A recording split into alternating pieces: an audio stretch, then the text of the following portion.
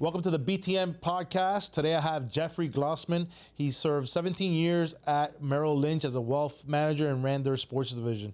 Jeffrey, welcome. Thank you, sir. Nice to see you. So just to let the audience know a little bit about your background, what was it that you did at Wells Fargo? I know you managed a lot of high-end athletes, and I'm sure you got stories for days, but...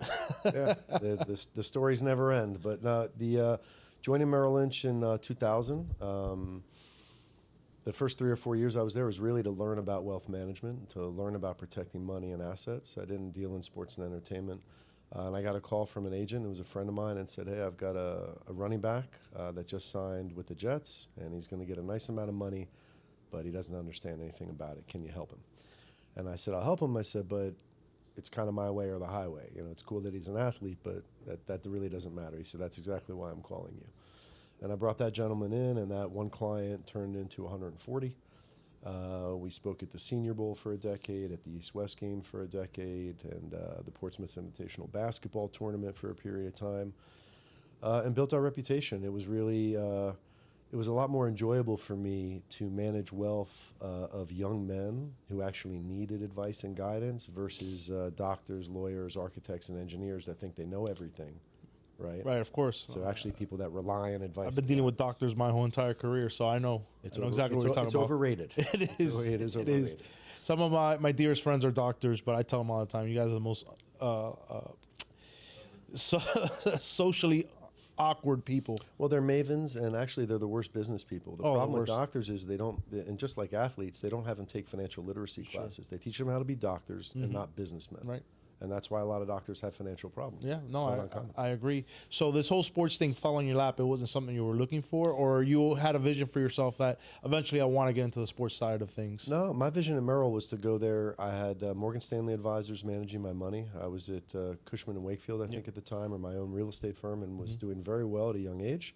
And the markets corrected 2000, 2001. There was a big rollover.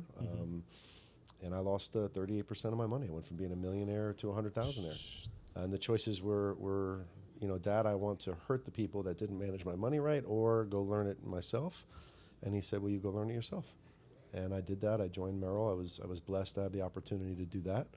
And sports and entertainment, for me, like I said, I played sports at a young age. So dealing with athletes, for me, they were just normal people that I respected and spoke to in a way that they could understand, instead of saying, don't worry about it, or I'll take care of it, or stay the course, it's going to be okay. Those are trigger words for people that don't have intelligence or understanding, that they should know that other person is going to take advantage of them. Right. So education first. Education. Yep. So like, I think it's 77% of NFL guys go broke. Why? You know, the good news is that number's gone a little bit lower, right? It used to be in the high 80s, and it was in a very short amount of time. Right, and the NFL was a system that was rigged for a period. Right, they don't participate into the retirement plan until they've played for 2.5 seasons, and there's a lot of business going on there where the league has protected itself from helping out young men that need it. But that education's important. Some clients, back when I was doing it originally, would get very eager to invest, but we would not let them invest until they could explain the investments. Wow. Right? And now we've lost clients because of that. Really? Because they were, I want to buy Apple and I want to do this. And they say, well, can you explain what a stock is? Can you explain the volatility? How would you feel if it got cut in half? Well, then you probably shouldn't own a stock, right? And try to explain to them that they need to create cash flow, preferably tax-free cash flow, with no risk. And if you have a certain amount of money in these instruments, then you can afford to invest in stocks and they go to zero because you can still maintain this lifestyle.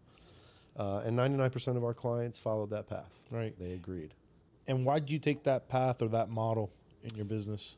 Because everybody else is hustling the hype of growth and we can make you a lot of money. If you have a lottery ticket in your pocket, I don't have to make you wealthy.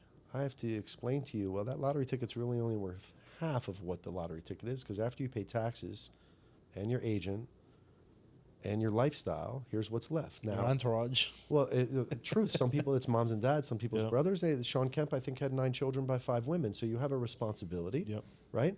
And then how much is left, and can that pile of money that's left support this lifestyle? Right. So you say, what lifestyle do you want to live? You want to live on $30,000 a month, tax-free? You need $10 million in tax-free bonds. If you have 10 million in tax-free bonds, you can live on 30 grand a month tax-free for the rest of your life forever. So when you get the next $1 million, I don't care what you do with it. You can go to Las Vegas and lose all of it because I know that 10 million in bonds is going to give you secure, tax-free, insured income. Yeah, so the players that you manage, what percentage would you put that were completely compliant with what you were requesting? All of them. We were 1-strike rule, sometimes 2-strike rule. We fired clients that other people would call us and say, are you kidding me? You let that guy go? I say, if that guy crashes and burns, reputational risk says we're done. And this is something we were taught at Merrill, the 3 legs of the stool. There's market risk, there's company risk, and there's client risk, right? Well, for us, if a client goes broke and bankrupt, everybody knows about it. You going to let me manage your money if you know that he went broke and bankrupt? No chance. No chance. But if everybody that I've had as a client, right, hasn't gone broke, hasn't gone bankrupt, and you can call them and say, yeah, look, he's tough. He's going to make sure that you're staying on point. He's going to ask you questions. That's what you want to hear. Right. Other than, oh, yeah, I love him. He takes me out on his boat and we hang out at his house. Come on. Right. We know what happens to them. Yeah, absolutely, absolutely. So this NIL thing's a big, big thing. This wasn't around when you were in the game. Right. I mean, it wasn't. Right. It was around, but it wasn't. Deals were still getting done, but it was done under the table. It wasn't out in the open. But what we're seeing, and we've dealt with a lot of different players and parents, is the parents. A lot of people are in their ears. Everyone's an agent now. Everyone's you got handlers all over the place. Yes. So what would you tell the parents out there? What advice would you give them to be guarded against that and not to listen to all these different people that are in their ear telling them their kid's the greatest, their kid's going to be a first-round pick, and their kid deserves this amount of money? Sure. What would you tell them through this process? Well, first of all, I would take all the hype in. I would accept all that lovely hype. And then when someone offers me the marketing advance and tells me how that they're going to help out while they work on deals, is when I know that that's not a deal I need to do. If your child or son and or daughter is going from high school into college and they're rated high enough and they're getting NIL deals, there's a valuation. You can walk into a bank like Bank of America or into Morgan Stanley and they'll give you a line of credit on that value, right? So why am I letting someone own me, give me a marketing advance when I can go get it myself? You can go get it yourself. And that's just, it's not ignorance, it's just lack of knowledge. Right? And so once someone finds out that they can walk into the bank and do it themselves, the epiphany, the light goes off. The life goes, yeah. Now, there's people that will say, oh, no, I would never do that. But stereotypes exist for a reason. Yeah, why wouldn't you do it? I mean, if you're getting charged 20% on your marketing deals and probably 15% wherever school you sign versus going to the bank and getting a 6.5%, interest rate loan or line of credit, why wouldn't you do that? I said to a lot of families and a lot of young men, well, you're telling me you can't survive for another 3 or 4 years on buttered rice and peppered noodles? You know what I mean? You can't survive on that ramen just a little bit longer? That you want to give up a piece of you? Right. Now, look, you want to give up a piece of equity you, and someone says, I think you're going to be worth $100 million in 10 years, and I want to give you $10 million now for 10% of your future earnings. Financial advisor, take the money, because nothing's promised, nothing's guaranteed, right? You think you're the number 1 pick? How'd it go for Shador? Yeah, dropped the fifth. Cam round. Ward, by the way, was an unranked whatever, and he went what number? Yep. So let's not pretend like we all know what's going to happen. Let's come to a reality, right? 1 in the hand, 2 in the bush. Now, if my kid's in college and the school offers him $3, $4, $5 million to stay an extra year, my kid's staying in college. The idea used to be is get to college and get out to get paid. You can always go back and get your degree. Right. Ask Emmett Smith. They'll pay you to come home and get your degree, right? Donate $250,000 for a parking garage, and all of a sudden you're magna cum laude, right? Hey, you got your master's now, right? And you got a wing, and you got a wing named after you. Facts. So for me, A-Rod got his degree at the University of Miami. Come on, yeah, and they named the field after him. But real talk. So, and I get that. We had clients who graduated who then donated and what have you, and I get it. So I say, okay, look, take what's offered to you. But be mindful of what's being offered to you. There's always a hook. There's always a catch. There's always the small language. These contracts that schools are offering, these NIL contracts, parents and children, I don't want to engage an agent or an NIL manager. I'm going to have to give up something. And they sign, and then what happens? That little small language at the bottom. Right. And they go, I didn't know if I decided to leave, I had to pay it back plus interest. Or that I had to get your approval to go. And now you own me and you control me? No. That's like... cryptocurrency, right, came out of nowhere because people wanted custody of their money and control of their stuff. Well, why am I going to get a wallet with my crypto and then give you my keys to control it and give up my control. Right. If you're going into college and when you're going into the pros, I hate to say it, if you're a first-round pick, Cam Ward's contract, my 12-year-old can do that contract. There's 3 or 4 points of offset language that I could pay Joel Siegel, Dave Dundrew, anybody $25,000 to manage the offset language instead of 1-2-3% of how much money? Yeah, or $20 a month you could put on ChatGPT. Come on, it's a different world. It right? is. It is. So I think This show is brought to you by BTM Connect, powered by Athlete Narrative. Parents, you're probably spending thousands and thousands of dollars trying to get your kid recruited and going nowhere fast. But with this app for $15 a month, solves all the headaches that you're going through. And this app is backed by AI, which saves you a ton of time, and you don't have to write manually and trying to track these coaches down. Be sure to hit the link in our description or in our bio. Sign up now. that epiphany is helping. I think platforms like Market Price and NIL management companies are helping educate. And I think this generation of athletes, because of the fancy phones, because of Instagram and Snapchat and all of the different, that they're all educating each other, right? They're all making each other aware, like, hey, hold on. If we do this and we do this right, then we can control the narrative, not the 65-year-old guys that, used to be really cool. Right. We don't need that anymore. Right. So one of the things that I tell parents all the time, because we get approached, Nevin gets approached all the time, and I'm close to that situation. So we talk to them about thinking macro terms, not in the micro, because a lot of you guys want that money up front, but you're costing your son or your daughter, but your son, in a lot of these particular cases, a lot of money on the back end because you're rushing to a deal. You're going to a place where you're not going to get developed, and you're going to run into bigger problems down the line, and you're going to waste that $200,000 or $300,000 you got, but then what's the rest of your future looks like? And, that's the biggest thing I see with this is they want to grab the money now, but they're not thinking 5-6 years ahead. Well, I think there you're getting into commitment and loyalty and patience. The transfer portal, I think, provided some of that glitch to the system. Agreed. The days of... when we were younger, a guy went to a school or a pro team and played there majority of his career. And maybe you ship him to Washington for the last year of his career where he can still score 36 points. Sure. But, we had to move him along. Right. Transfer portal, NIL money, and I said it before, a little bit of patience. Right? A little bit of patience. If Alabama takes you as a linebacker and you want to play the X position there, you better sit until your junior year. Because if you play it for 1 year, then you can go to the pros.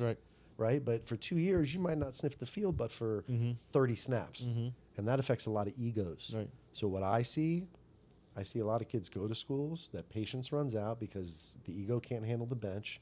They go and hit the transfer portal. They grab another bag. And if you're grabbing little pieces along the way, you haven't figured out what life is really about. Right. Yep. Right? Yep. And how are you going to deal with it when you go to the pros? I said before the NFL draft, I actually think we were talking about, I said, Shador's not going to go until late. Right. He's going to go to a team that has a starter and a backup where there's no pressure and he can be a development guy. And he should be happy because he has the money and he has legacy money from his dad down. That doesn't describe 99% of the absolutely. we're talking about. Yep. And I also think this is where the children, the 14, 15, 16, 17-year-olds need to start realizing that when they're dealing with their parents, that their parents are likely the problem. Agreed. Okay? Agreed. The parents are the ones with the problems. They're the ones with the debt. They're the ones that aren't happy with where they are. And they make decisions in their best interest, and they do what we should never do, is tell the kid, this is the move. This is what to do. Don't worry, I'm your dad. I'm your mom. Yeah, that's where the problems come. You've never made more than $80,000 in a given year, but you can negotiate. So hypothetically speaking, let's say I'm a first-round pick. You're my dad. What's the first thing you do? You know that I'm going to go in the first round. I got agents showing up. I got insurance. We're getting umbrella insurance on you, right? This is for when you're driving your car. I don't need to bring up all the terrible things that have happened in life to people, the popping squats, the going over bridges, but all the kind of things that you're going to get the right insurance. You're going to have your assets titled the right way, not in your individual name, but in LLCs, right? And you're going to become educated, right? Because you cannot recreate this instant wealth. You don't have a second chance. You can say, well, in 4 or 5 years, I'm going to get easy now. Let's make it like this contract going to be our only contract. We're also going to get disability insurance, right? God forbid, Tyron McKenzie was a great linebacker, got drafted by the New England Patriots. The second day of training camp, non-contact, no pad, blew out his knee. You've never heard of Tyron McKenzie? Nope. That's right. Yep. According to him, he was going to be Hall of Fame. Oh, by the way, he had a great chance to be that. Right. And he still has done well for himself. Right. But those things happen. Yeah. You walk outside and slip and you crack your ankle and suddenly you can't push off anymore. That's it. How many guys have dropped back in the pocket? Well, listen, it happened to my brother. My brother was going to be a second-round pick. Month out before the draft, got hit by a car by a drunk driver, broke his pelvis, shoulder, done. Now, if he had disability insurance, based on second-round shit. projection, he would have had $6 or $7 million coming to him, tax-free. Yep. This is the key to disability.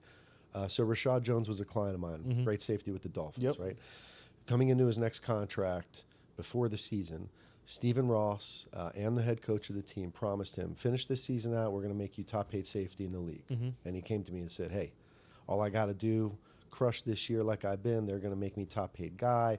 Joel Siegel was his agent at the time. This should be 40, 50, 60, 70 million, 30, 40 million guaranteed.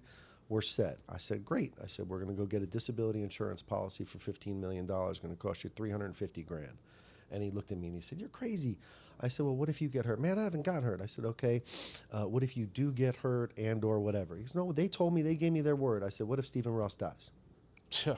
And he looked at me. I said, what if the head coach gets fired? I said, now whose word is worth anything to you? Now, he wrote that check. In the 5th game of the season, he went low and made a tackle, and he blew out his shoulder. He called me. Man, I'm so happy we have that insurance. I said, what do you got to worry about? They give you the word. Now, at the end of the season, they did keep their word, and they paid the man. Right. But that insurance premium, he slept like a baby. Right. So this is a hard thing also explaining to people. You have to spend money to protect the asset. Right. Jamal Lewis, running back, Ravens. the guy was spending $5,000 a month, right, to take care of his body, $6,000, $12,000 just to take care of his body, nutrition, hyperbaric chambers, massage. Do those things. This is the temple now. Yeah, of course. You know, Chad Ochocinco, I respect you. I love McDonald's. It's cool. Eat all that crap that you want to. The truth of it is, you should be eating clean fish. Right. You should be eating good vegetables. You should be eating certain things on certain days to have your body at maximum capacity for Sundays. Right. Right? And these kids are different now. Yep. Like I said, they're training different. They're doing plyometrics. They're doing stuff. Come on. I've never stretched in my life before a game, but for what they made us do, and we weren't even stretching. We were just, I'm stretching. Okay. Right. Give me a break. I'm loose. Yeah. And now they're it's a whole program. massage guns, and they're eating, and their weight. It's crazy. So, yeah. So, for me, if I had a kid coming, we get insured. We get insured on the other side, and we get educated. And if my son can explain to me that he goes to the bathroom every morning and flushes the toilet, and that's guaranteed, and that somebody invested in that water and sewer treatment system so that water was running, and they get tax-free money because those people pay their water bill, then he can go invest in bonds. Stocks are always going to be there. Bonds are always going to be there.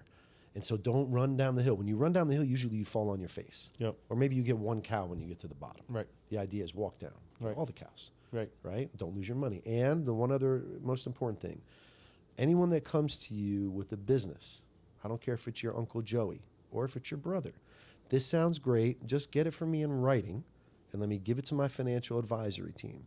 8 out of 10 people don't have it in writing. And by the way, on a napkin doesn't count, right?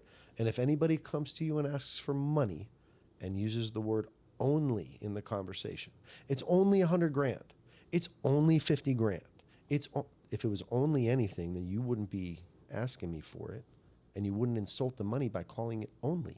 Agreed. Right? So you sign a contract. What's the next bad news? Everybody and their mom knows how much you got paid, the day you got it, right? And probably what bank you're using, right? So you have to, ahead of time, have the bad guy available so you can say, hey, look, you talk to my financial team, and your financial team has to know, you better tell no to everybody. I don't care if they hate you. Because I can say, hey, Andy, I told him that you're my uncle and that to give you that money if the plan was good. And I'm sorry, man. And now, man, your advisor's a jerk. He's terrible. Yeah. Winner. That's absolutely. So, Jeffrey, what are you up to now? CEO of BDIC Insurance. We're going to provide deposit insurance on digital currencies for exchanges and wallets. Coinbase hacks, Bybit hacks, getting your individual wallet hacked. Insurance it's been a normalizing function for our society since 1934. You know, FDIC in the 30s was put on banks because people didn't believe in banks anymore. In the 70s, they added SIPC coverage, securities investment protection, because people didn't believe in the investment markets. Well, guess what world we're in now? We're in the crypto market. Guess what doesn't exist for your portable bank account is insurance, right? So it's a blue ocean strategy. It's not just filling a gap, as one of our advisory board members said today. It's what is required for the industry. It's not just security. It's why people are going to adopt. Exchanges are adopting. Hackers, people are still trying to call me and get me to give them, my credit card number on the phone. Do you think hackers using blockchain or the internet are going to stop? They're never going to stop. Those people work so hard to steal. They work just half of that hard in a legitimate job. Yes, right. I always say that, yep. So yeah, deposit insurance. We have some major news coming up on wallet providers that are going to be using us, exchanges choosing us. I'm really excited to provide it for the people that need it, right? For the $0 to $10,000 and $10,000 to $20,000 wallet holders, where if they get phished or they get hacked and lose that money, it isn't no big deal, right? It's a real big deal. Right. So we're excited about that. Crypto, people are starting to come around to it, but some people have hesitation about it. They still don't know what it is. I get a lot of those questions. I've kind of been educating myself. I'm starting to come around. I started buying Bitcoin. I started buying the XRPs. But what do you see with this crypto market in the next 5-10 years? Where do you see this going? Well, first of all, it never ends, right? I can think of a couple of stories in my brain, and I usually say to people, back in the day, I gave you some of my goat's milk and you gave me some of your chicken's eggs, and we bartered. Then one day I showed up with a shiny metal thing and told you it was worth something. Then one day a folding dollar. Then one day a piece of plastic. Then a key fob. And next thing I know, my phone is paying for it. In 1995, my best friend and roommate and fraternity brother, he was graduating from college and I was going on in real estate. And he said, hey, do you want to come to Jacksonville and work with me? I'm opening a retail store. We're going to sell shirts and shorts and hats for the Bucks and the Dolphins. I said, I don't know. He goes, well, we're going to do it online. We got exclusive with the NFL, NBA, Major League Baseball. This is 1995. Nobody bought anything online, right? So I slapped him on the back and I said, man, brother, good luck. I'm going to go do this real estate gig. And he sold his company for $250 million a few years ago, called Fanatics. Yeah, Fanatics. That's what it's called. Yeah, I think we know what that company. So that mistake that I made and the revolution that was the internet. If you look at the adoption of digital currencies, it is crushing the adoption of the internet, crushing the adoption of the credit card, which everybody scoffed at in the 80s. Everybody laughed. I laughed at the internet. It was America on hold, of course, for me, right? I said, and I'd say, screw this. I don't care about the internet. And now, my phone has more power than the IBM computer. And people laughed at the podcasting, right? The media companies were laughing at it. Now everything's going independent media. It's a $34 billion industry today. It's going to be $180 billion by 2032. You can't even, there's 8 billion people in the world, right? So in 10 years, if there's half the people, right, have adopted and are using this option versus fiat versus normal money, it's just another evolution and adoption in our system. The biggest fear that I had getting involved with it was the energy consumption, the potential negative impact on our environment and what have you. But the negative propaganda that's out there, once you become educated just a little bit and you get through the manure, you realize all the good it can do, all the good how it can pass down, how we can help in agriculture, how we can help communities that need it, and use this thing the right way.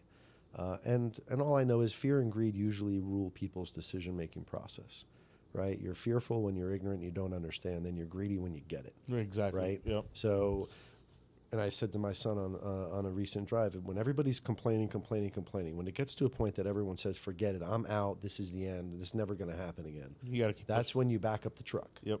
Right? And you go all in. Yep. And what happened, crypto winter a few years ago, what just happened even recently was such a technical correction that emotional people didn't understand, but industry people, even traditional finance guys that have just gone to the dark side, right? Digital currencies, you don't get these opportunities. Yep. You're going to have to wait another 12 years to see a correction, and it's going to be from 400,000 to 220. And when that happens and everyone's crying and whining, that's when you should be buying, because then it goes to $1 million. Got it. So, and I'm talking about Bitcoin, but when it comes to digital currencies, what's going to happen? That will be de facto in 10 years what everybody uses. Wow. I see it.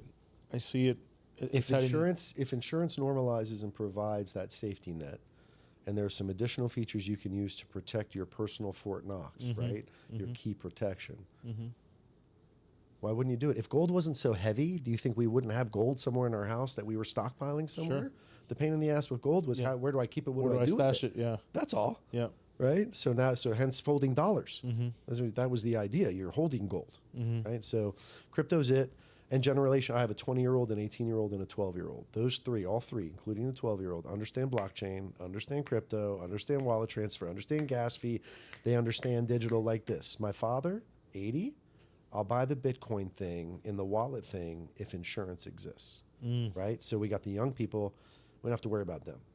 The boomers, I'm not so much so worried, but they'll adopt if it can be protected. And then there's that sweet spot, right? The 30s to 60s, that if they get educated, it's going to turn. Look what's going to happen in this country in 2 to 6 years. Right. You sit me down in 4 years and you're going to say, holy crap. Do you think Trump backs the Federal Reserve with our currency with crypto? Oh, yeah.